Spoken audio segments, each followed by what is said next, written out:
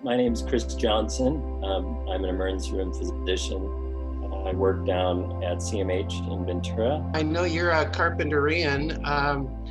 What's it like being at the hospital at this time? Have you seen many COVID-19 patients? Well, I see 2 or 3 every shift I work. If you're working in the hot zone, all of your patients that day are potential COVID patients. And as you are aware, our testing right now isn't ideal, and so it's impossible to know during that shift whether you're taking care of a COVID patient or not. Some of our testing times are taking as long as 6 days to turn around. More recently, we did get the ability to test a few patients per day with a rapid test, which does come back that day.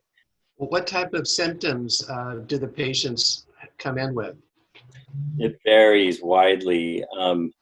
For instance, yesterday I took care of a young woman who was at home with 2 sick kids, and she had lack of appetite, and she had lost probably 10 pounds in the past week, and she also was having some stomach upset and some nausea, and those were her symptoms. She didn't even realize she had a fever. She did have a fever when she came in and saw me, and she was we ended up doing a CAT scan of her abdomen to look for what was going on in her abdomen, and it showed the classic signs of COVID in her lungs. I'm not aware of any specific people in Carpinteria that have it, although I do see patients from Carpinteria, and I'm very suspicious of some of the patients that I've seen, but I don't know the final testing.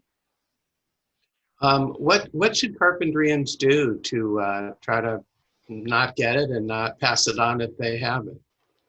Well, we've been extremely successful with social distancing, staying at home, obviously being hyper aware of where your hands are at all times. I think that's key. If you end up going somewhere and you do touch something, just be very aware that that hand is dirty and that has to be washed. Avoiding touching your face, wearing masks, obviously, if you have them. Do you know if there's any place to get N95s or get good masks? It's a great question there, and obviously in short supply. We, even in the hospital, we're reusing our masks, and so I'll use one mask over 3 days, and then I wish I could show you, but I have a whole thing set up in my yard where I have them in a clear plastic box exposed to the sunlight, and I sort of rotate the masks around as the days go on. Homemade masks help, correct? Even homemade masks help, yes.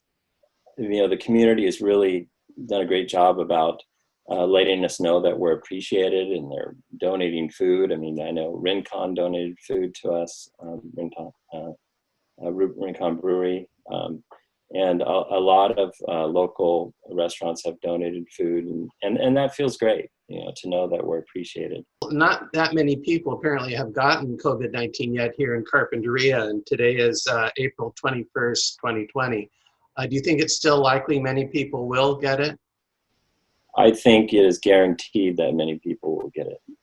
It's inevitable that we're going to start opening up our society incrementally, and as we do that, more of us will get exposed. And is there anything else you'd like to say?